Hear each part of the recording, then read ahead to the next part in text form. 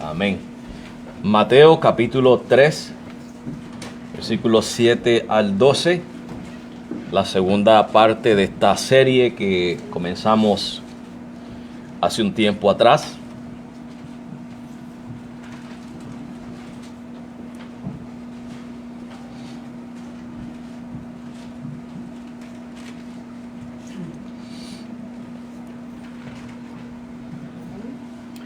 Y nos ponemos de pie en reverencia a la palabra del Señor. Mateo 3, del 7 al 12, leemos la palabra del Señor en el nombre del Padre, del Hijo y del Espíritu Santo. Amén. Al ver él, o sea, Juan el Bautista, al ver él que muchos de los fariseos y de los saduceos venían a su bautismo, les decía: generación de víboras, ¿quién os enseñó a huir de la ira venidera?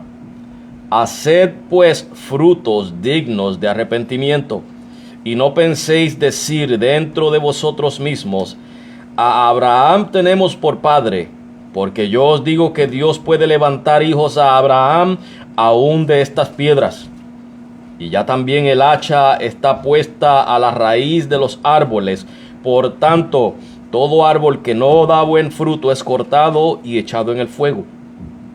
Yo a la verdad os bautizo en agua para arrepentimiento, pero el que viene tras mí, cuyo calzado yo no soy digno de llevar, es más poderoso que yo. Él os bautizará en Espíritu Santo y fuego. Su aventador está en su mano, y limpiará su era, y recogerá su trigo en el granero, y quemará la paja en fuego que nunca se apagará. Padre, te damos gracias, Señor, por tu palabra. Gracias, Padre, porque ya hemos participado, Señor, de la adoración en esta mañana, del estudio de tu palabra, de los cánticos. Padre, buscando el poder adorarte, Señor, como congregación, reunidos aquí, Señor, para que tú recibas la gloria y la honra, Señor, delante de los hombres. Y en este momento, Padre, te adoramos, Señor, y te reverenciamos mediante la exposición de tu palabra, dándote gracias, Señor, por la misma, por el privilegio que nos concedes, y pidiéndote también, Padre, que tu Espíritu Santo, a través de ella, trabaje en nuestros corazones. Señor, que renueve nuestro pensamiento, transforme nuestros corazones, Señor, y que, Padre, que en nuestra conducta se refleje ese cambio que produce tu palabra en nuestras vidas. Padre, quizás algunos de nosotros tenemos dificultades creciendo, Señor. Quizás tenemos dificultades, Señor, progresando, Dios mío, en la santificación. Ayúdanos. Te pedimos de tu gracia, Padre, para que podamos crecer en santificación. Que tú continúes obrando esa perseverancia en nosotros, Dios mío, para que podamos rendir los frutos que tú buscas en nosotros. Sí, Señor. Padre, para poder dar testimonio de ti ante el mundo, y para que tú seas, Señor, glorificado por los hombres al ver el cambio que tú haces en cada uno de nosotros. Y ahora te damos gracias, Padre. Ilumínanos a través de este mensaje para que entendamos tu palabra, Señor, y no solamente que la oigamos y la entendamos, sino que la pongamos por obra. Gracias, Padre, en ese precioso nombre de tu Hijo Jesucristo. Amén. Bien, hermanos, ya el domingo pasado, y quizás hace algunos domingos, porque esto es un mensaje corrido que viene desde algunos domingos atrás, que estamos hablando del capítulo 3 de Mateo. Y el domingo pasado comenzamos esta sección de los versículos 7 al 12. Y hasta ahora, ¿qué hemos visto? Pues hemos visto presentado aquí el reino de Dios, el precursor del rey, que viene siendo el mensajero, en este caso Juan el Bautista, y el mensaje que trae, que es un mensaje de arrepentimiento, el requisito para entrar en el reino, ¿verdad? Hemos visto esas tres cosas a través de este capítulo. Y el domingo pasado vimos algo más. Vimos los enemigos del reino. Aparecen en la escena los enemigos del reino de Dios, descritos aquí por Juan el Bautista como generación de víboras. Para refrescar nuestras memorias. Y dijimos, hermanos, que si nos fijamos en la víbora, tiene unas características. Y una de ellas es su apariencia. Ella se puede camuflajear en su ambiente. Y eso nos habla de la hipocresía de los fariseos y los saduceos. Una apariencia de piedad, una apariencia de justicia, de santidad, pero eran otra cosa, hermanos. Y de hecho Jesús les llama a ellos en Mateo 23 hipócritas, ¿verdad? Una de las características de estos dos grupos religiosos. Y dijimos, hermanos, que eso que vemos hoy en día no es nada nuevo. Hoy en día también vemos víboras. Vemos personas, hermanos, vemos organizaciones, iglesias que se presentan como iglesias del Señor, pero son víboras. Sus líderes son víboras, hermanos, y podemos hablar de las iglesias de la prosperidad, desde lo más liberal posible hasta las iglesias más legalistas. Son víboras. Lo segundo que vemos en la víbora es el veneno. Su mordida, hermanos, inyecta veneno en la víctima. Un veneno mortal. Y esto nos habla, hermanos, de las falsas enseñanzas de los fariseos y de los saduceos. De igual manera, hoy en día, hermanos, hay aquellos que están trayendo falsas enseñanzas. Son víboras. Están inyectando veneno, el veneno de la falsa enseñanza en las congregaciones. Los falsos maestros, hermanos, son víboras, son enemigos de Jesucristo, enemigos del reino de Dios. Y añado, hermanos, que montar un templo, un edificio como este, ¿verdad?, con elementos cristianos, no lo hace necesariamente una iglesia del Señor. Sus líderes, hermanos, pueden actuar como cristianos, pueden cargar una Biblia, pueden hablar bonito, pueden hablar elocuente, pueden orar, mencionar el nombre de Jesucristo, cantar, predicar, enseñar y etcétera. Pueden hacer todas esas cosas, pero si su enseñanza es venenosa, creyentes no son. No son hijos de Dios. Y Jesucristo le dijo a los fariseos: vosotros sois de vuestro padre el diablo. Con eso lo digo todo. Si no están enseñando la verdad como lo enseña la palabra de Dios, hijos de Dios no son, y entonces quedan hijos del otro.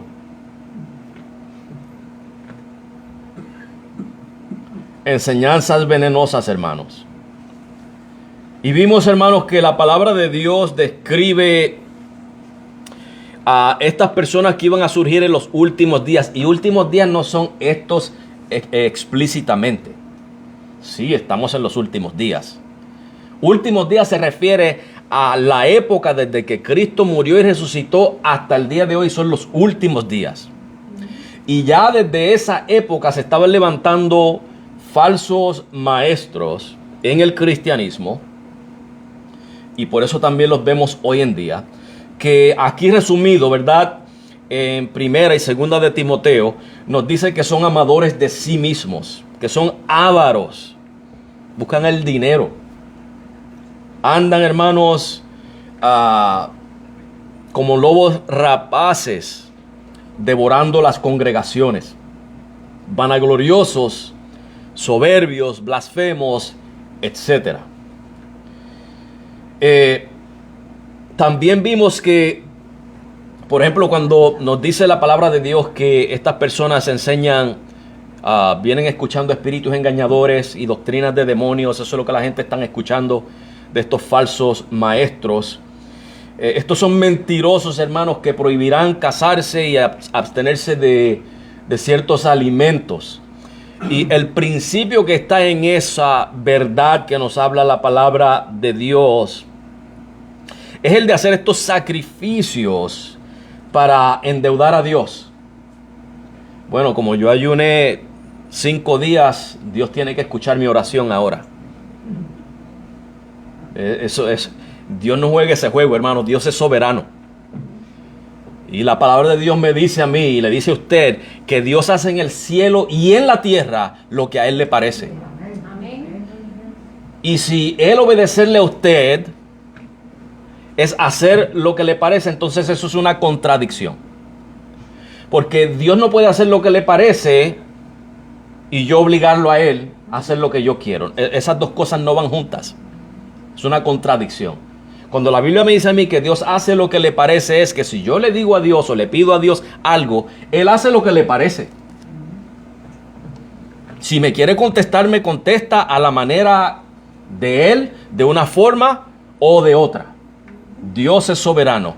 Y mi labor es la de sentarme y esperar en Dios. Que Él haga lo que Él va a hacer. Pero muchos hoy en día se creen que mandan a Dios, ¿verdad? Muchas veces lo hacen a través de sacrificios. Y no estoy diciendo que el ayuno es malo, ¿okay? Acuérdense que eso siempre lo reitero, lo menciono, para que no haya malas interpretaciones, malos entendimientos. Lo que sí señalo es que mi ayuno no controla a Dios. Tu ayuno no controla a Dios. Dios hace según su infinita sabiduría, su conocimiento, su voluntad, sus propósitos, su misericordia, su gracia, su amor, su justicia. Todos sus atributos contribuyen a lo que Dios hace, cuando lo hace y cómo lo hace. Amén.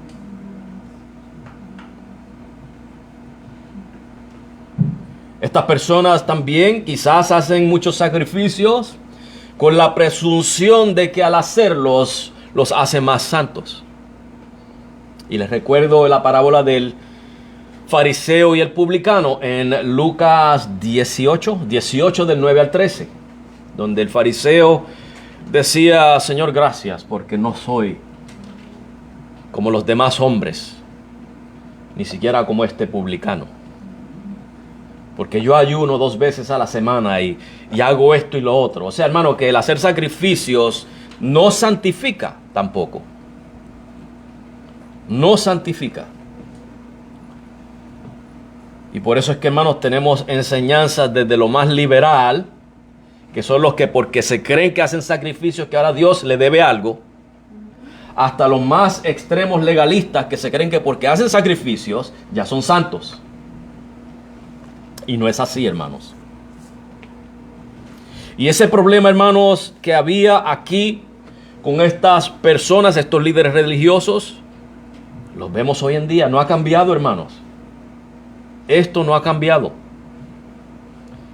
Y posiblemente nosotros hasta lo vemos más común que en aquellos tiempos.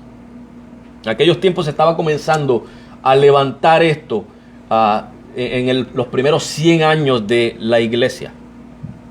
Y hoy en día está tan diseminado, hermanos, que ya usted no sabe quién es quién. Ya usted no sabe a qué iglesia puede entrar y recibir una buena enseñanza de las Escrituras.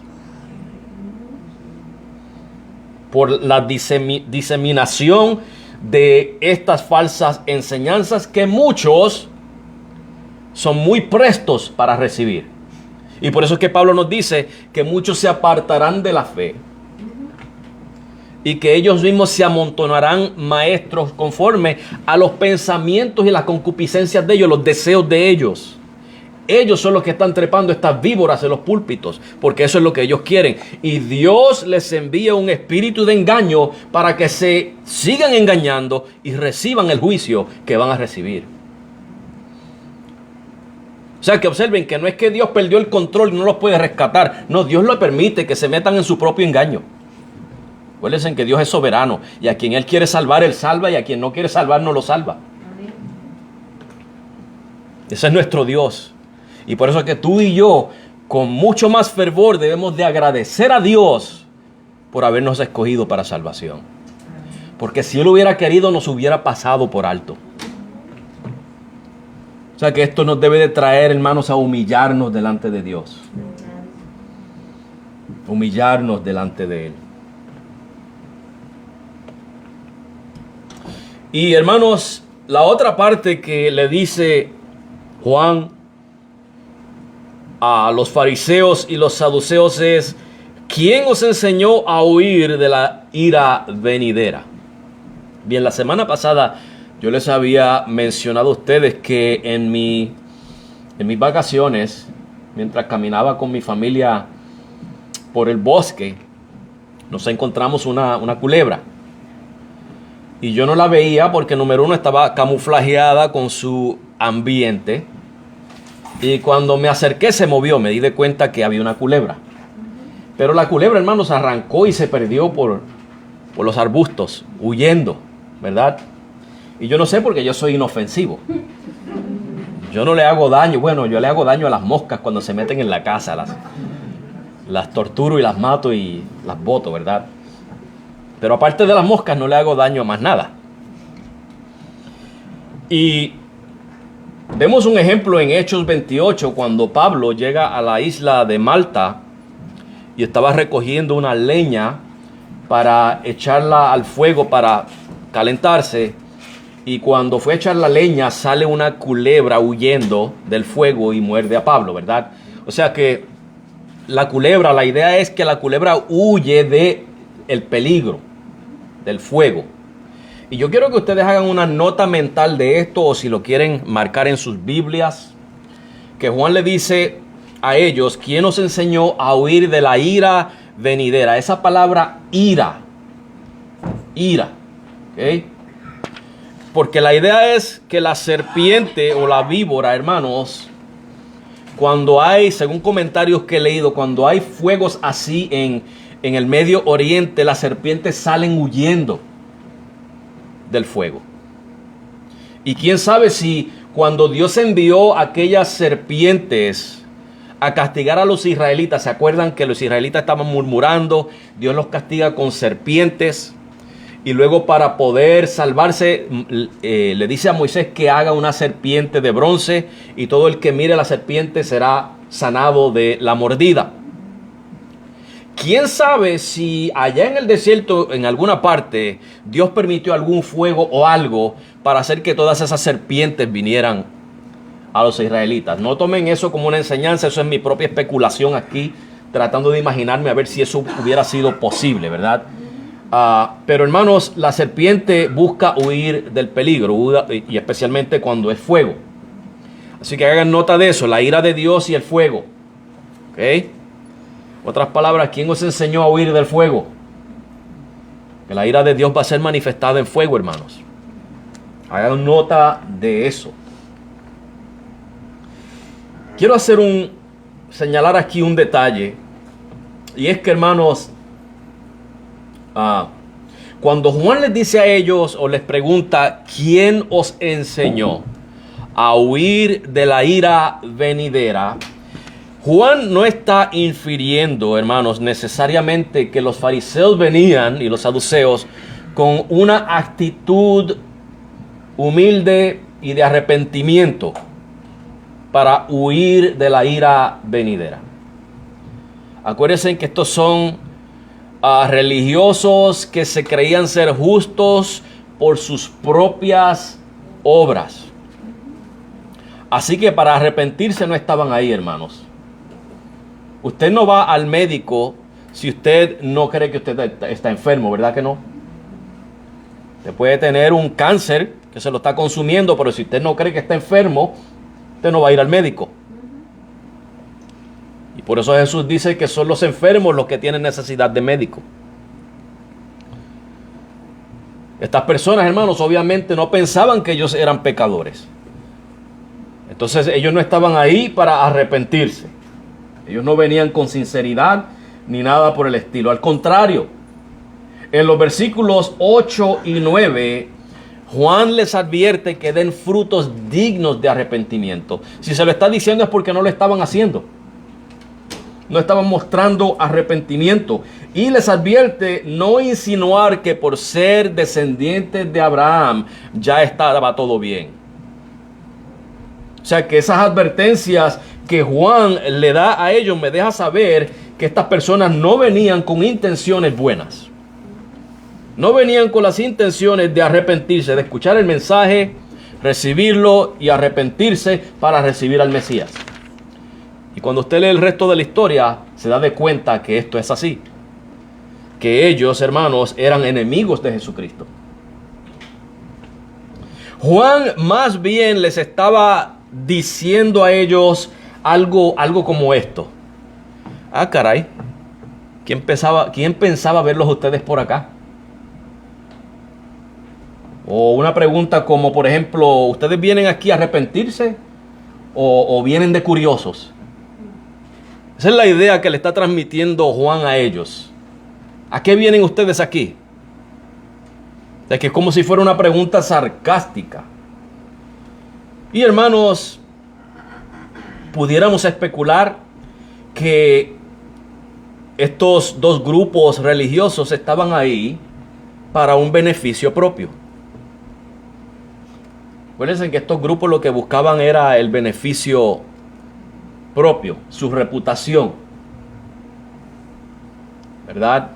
Que nadie les fuera a dañar su negocio, porque esas religiones eran un negocio. Estas personas se enriquecían de su negocio, de su religión. Querían asegurarse que no viniera alguien nuevo a robarle los miembros, los seguidores, ¿verdad? Quizás venían a controlar a Juan. O quizás venían a tratar de ganárselo a un bando o al otro. Espérate, que si este es el mensajero del Mesías que ha de venir, lo necesitamos en nuestro bando. Acuérdense que son dos grupos opuestos y contrarios, los fariseos y los saduceos. Dos grupos opuestos, enemigos. No sé si enemigos, pero ¿verdad? Quizás lo eran. Y hermanos, de igual manera, hoy en día se hacen campañas evangelísticas y van muchos por curiosidad. Van muchos curiosos. No van con la intención de escuchar y recibir la palabra de Dios y arrepentirse, convertirse. Van por curiosidad. Por ejemplo, hacen una campaña y la titulan Noche de Sanidad. ¿Y qué sucede, hermanos? Se llena, si es un parque o si es en un templo o en algún centro de convenciones. Lo que hay que hacer es poner un anuncio atractivo y se llenan. Noche de sanidad. Traiga a sus enfermos para que sean sanados. Y se llena. O pueden poner un título como Noche de Liberación. Y se llena. Vienen gente de todos los lugares, de vastas distancias, hermanos, por curiosidad. Ahí van muchos curiosos, hermanos. No van con la intención de arrepentirse. Y no estoy diciendo, hermanos, que siempre que vaya una persona a un culto, a un evento evangelístico, que necesariamente se va a convertir. Pero que haya un interés genuino en la persona. No que esté invitado por la curiosidad. Vamos a ver qué milagros hacen ahí o cuántos demonios echan fuera y todas esas cosas. Eso es por curiosidad. Tiene que haber un deseo genuino de ir a escuchar. Ir a oír qué es lo que trae la palabra de Dios.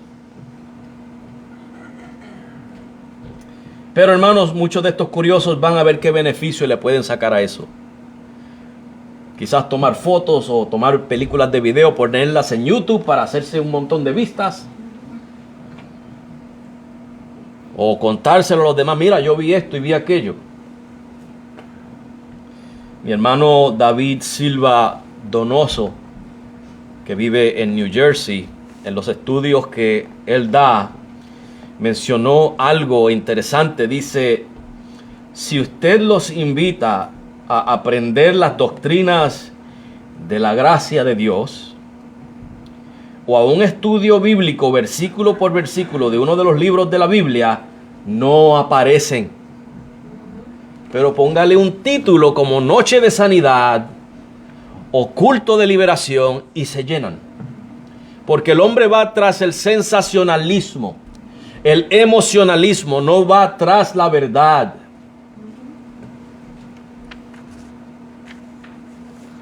Y los fariseos, hermanos, y los saduceos no vinieron con intenciones nobles. ¿Cómo sabemos esto? Vamos a dejar que las escrituras mismas nos contesten. En Lucas 7, 29 y 30.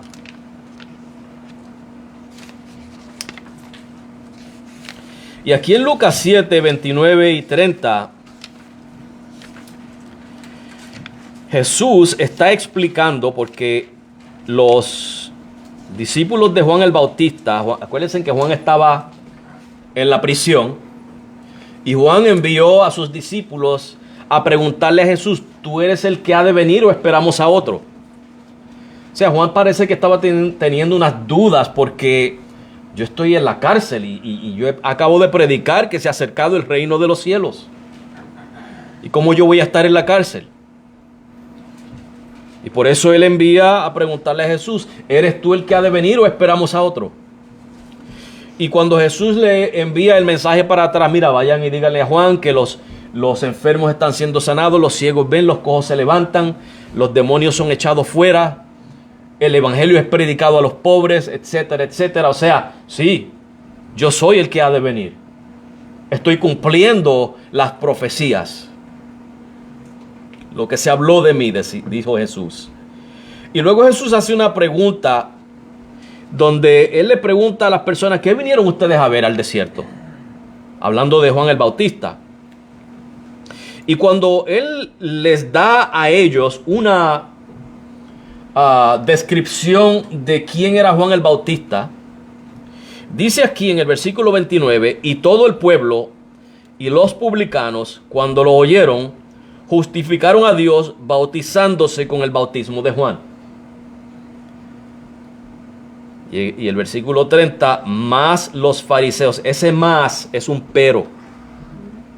Y acuérdense que nuestro pastor decía, cuidado con los peros. Pudiéramos decir entonces, pero los fariseos y los intérpretes de la ley desecharon los designios de Dios respecto de sí mismos, no siendo bautizados por Juan. Vamos a desglosar esto brevemente, hermanos.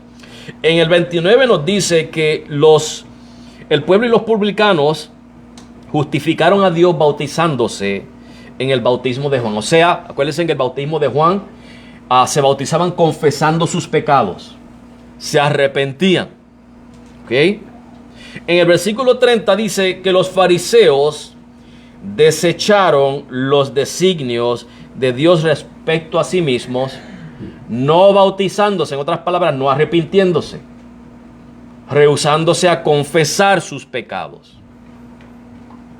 En otras palabras, en el versículo 29, aquellos que se bautizaban justificaban a Dios. Y a Dios no hay que justificarlo como justo porque Él es justo. Lo que quiere decir la palabra justificar aquí es, por ejemplo, en Mateo, creo que es Mateo 11, 19. Déjenme, permítanme si puedo.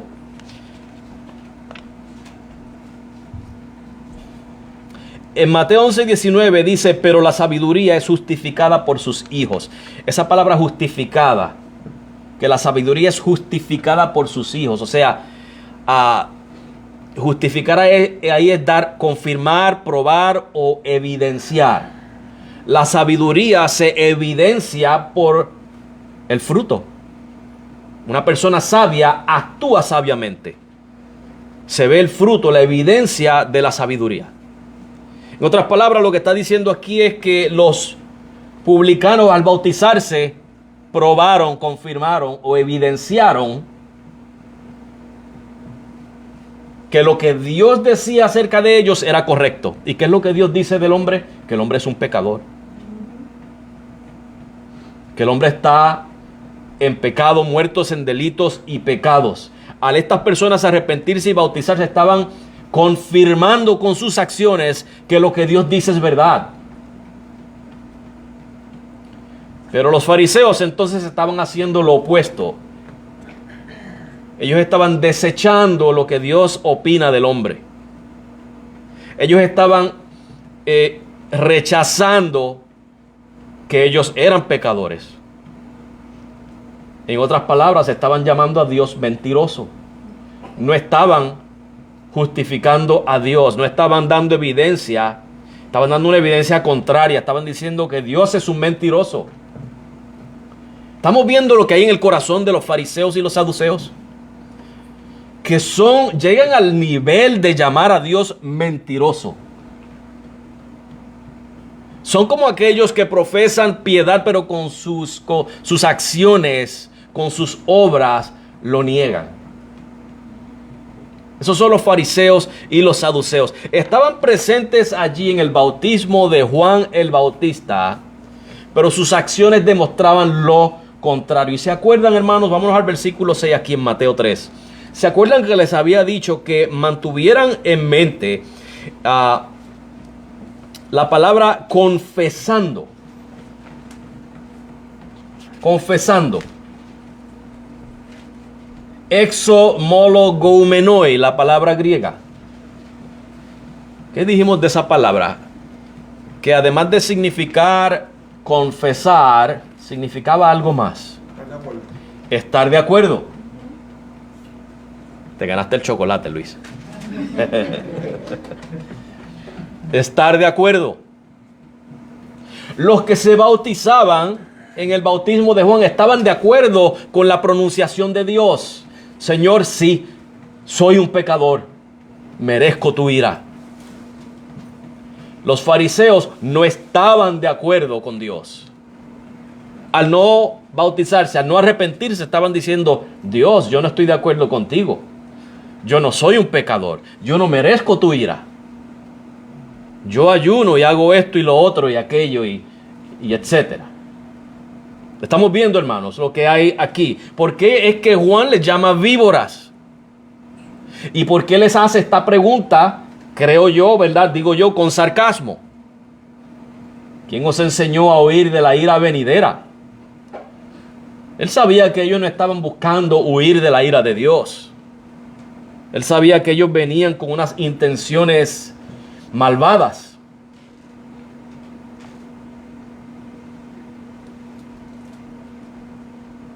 Ahora, hermanos, confesar, estar de acuerdo con Dios, viene de un corazón genuinamente arrepentido.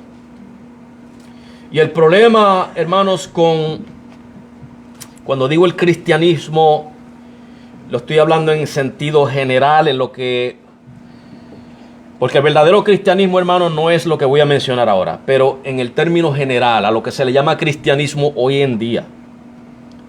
Y el problema con ese cristianismo de hoy en día, hermanos, es que hay mucha falsa confesión.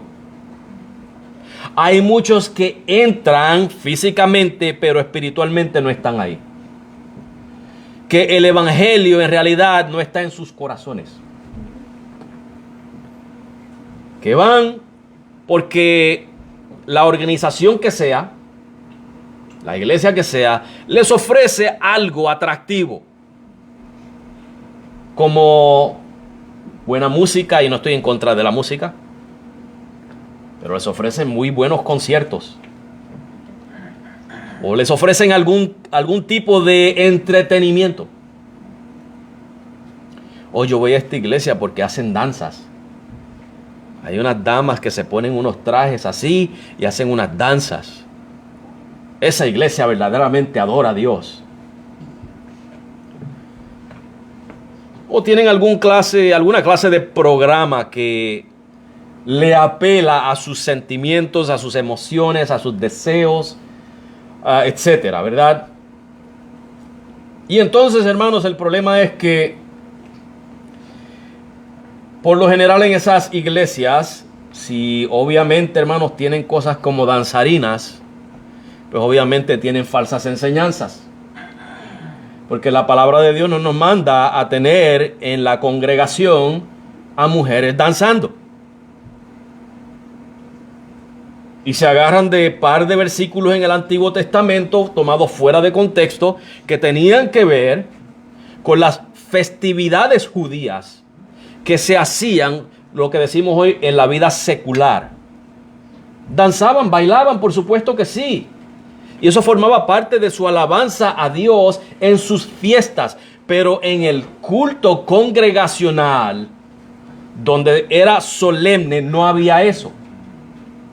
En un culto, cuando había danzas, era un culto pagano, como lo que sucede en la adoración al becerro de oro. Había música y danzas. Cuando Elías reta a los profetas de Baal, ¿qué hacían los profetas de Baal? Bailando alrededor de sus altares que construyeron para ofrecer el sacrificio, para tratar de agradar a su falso dios Baal. Ese movimiento es pagano, no es bíblico, no es cristiano. Así que si usted está en una iglesia de esas o tiene algún familiar ahí, dígale que salga huyendo de ahí. Que no están adorando a Dios, están adorando a Baal.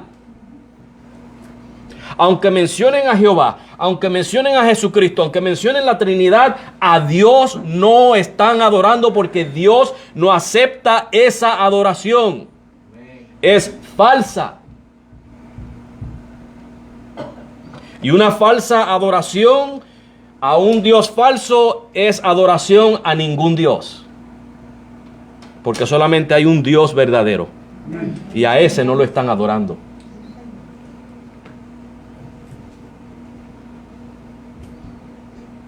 Estos son los que quieren deleites y placeres sin el compromiso con Jesucristo. No quieren un compromiso con Jesucristo. Por ejemplo, si yo pregunto esto, hermanos, estos fariseos y saduceos, ¿venían por el mensaje de arrepentimiento o por otra razón? Venían por otra razón.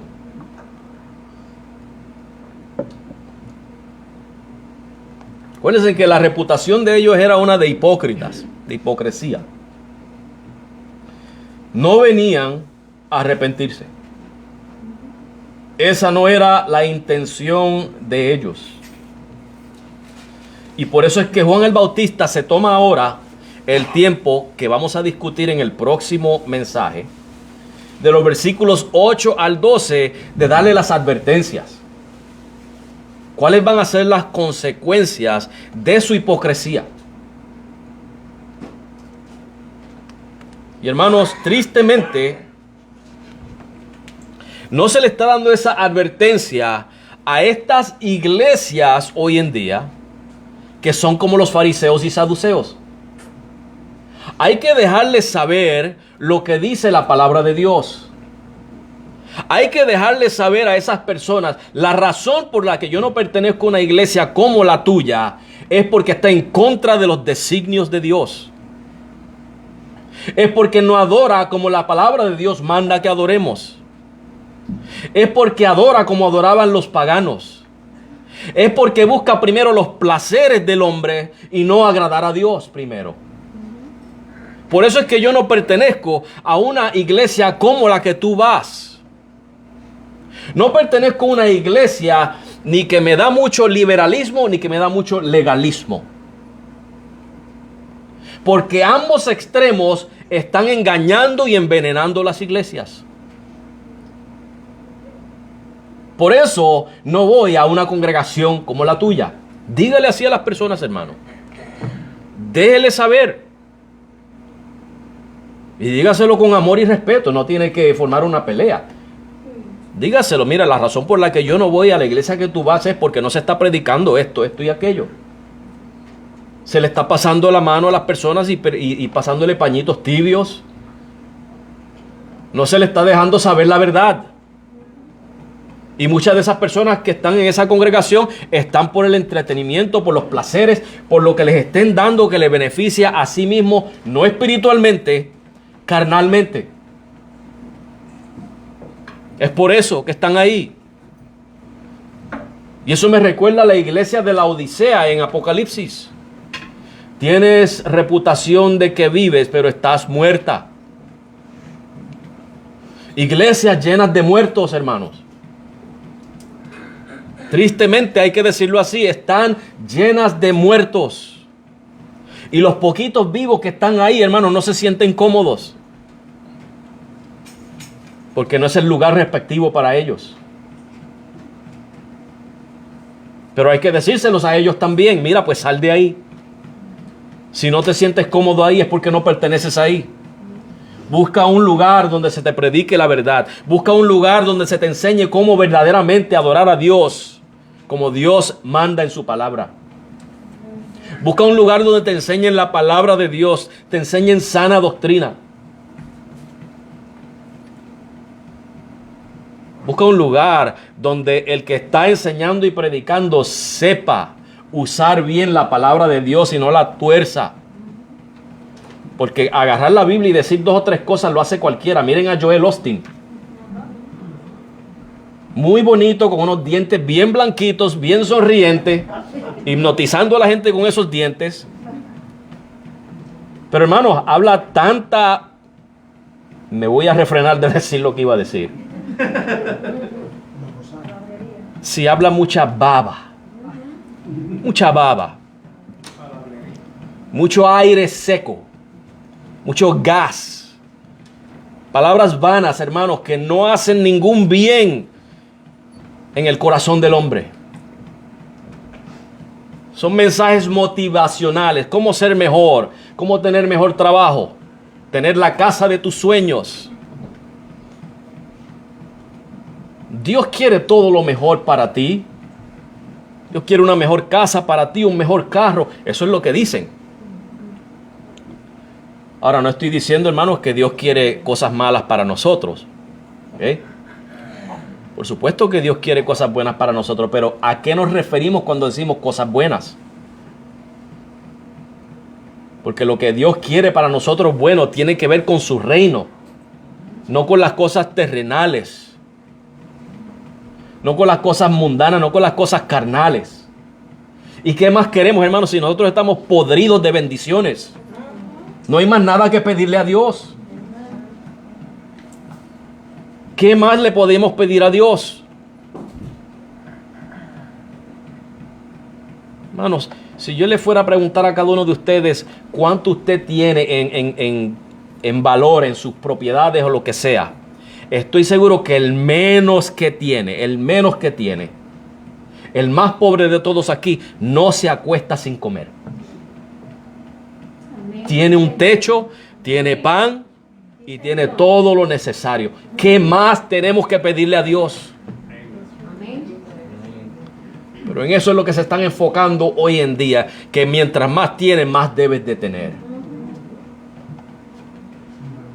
El mensaje que se está difundiendo, uno de los más famosos, es ese, el falso evangelio de la prosperidad. Ese es el mensaje, hermanos, que está arrastrando a la gente al infierno. Porque ese no es el evangelio de Jesucristo. El evangelio de Jesucristo viene primeramente con el mensaje de que lo que tú tienes no te lo mereces. Lo que yo tengo no me lo merezco. Lo que merecemos es la ira de Dios por nuestro pecado. Ahora, si no quieres la ira de Dios, ahí está Jesucristo. Ese es el evangelio, hermanos. Ese es el evangelio. Olvídese de que si vienen riquezas o no. Posiblemente tú y yo vamos a vivir el resto de nuestros días en tribulación y aflicción. Pero ¿sabes qué? Que si tienes a Cristo todo está bien. El himno que cantamos ahorita, que escribió Horacio Spafford, alcancé salvación, en inglés, it is well with my soul, está todo bien con mi alma. perdió propiedades, perdió familia, pero él decía, todo está bien con mi alma. Amén. Puedes decir tú en esta tarde, tengo aflicciones, tengo problemas, tengo enfermedades, mi economía no está muy buena, pero todo está bien con mi alma. Amén. Tengo al Señor Jesucristo. Amén. Amén. Ese es el mensaje, hermanos, que tú y yo predicamos aquí. Y ese es el mensaje que falta hoy en día, hermanos. Por eso es que hay muchas iglesias llenas de fanáticos. Fanáticos de sí mismos, en ambos extremos, en el de los fariseos y en el de los saduceos, en el liberal y en el legalista. En ambos extremos. Muchas veces, ¿verdad? Y me da con cerrar, pero también me da con seguir. Creo que lo voy a dejar para la próxima semana, o el próximo sermón, porque si no me voy a excitar demasiado y salimos muy tarde de aquí, ¿verdad? Le voy a dejar ese poquito nada más. Los voy a dejar con hambre, como me dice Minito. Minito me dice, déjalos con hambre para que quieran más el próximo domingo. Estoy aprendiendo, entonces los voy a dejar con hambre, hermanos. En la próxima hablamos el resto, ¿verdad? Según se va desarrollando este pasaje, lo que le quiso decir Juan a ellos en los próximos versículos. Vamos a poner atención, hermanos, a lo próximo que vamos a estar hablando. Amén. Hermanos, yo no sé si hubiera alguien aquí que el evangelio de Jesucristo ha llegado a su corazón y tiene ese deseo, ese anhelo de decir, Señor, yo me arrepiento. Yo quiero ser parte de tu familia. Yo quiero ser parte de tu reino.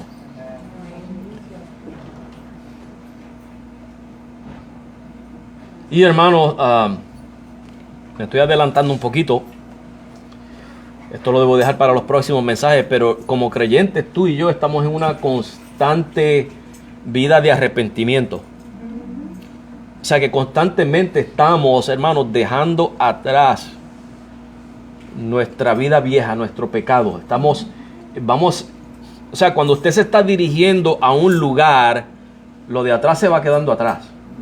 De igual manera, cuando usted viene a Cristo y está siguiendo a Cristo, está dejando atrás lo demás.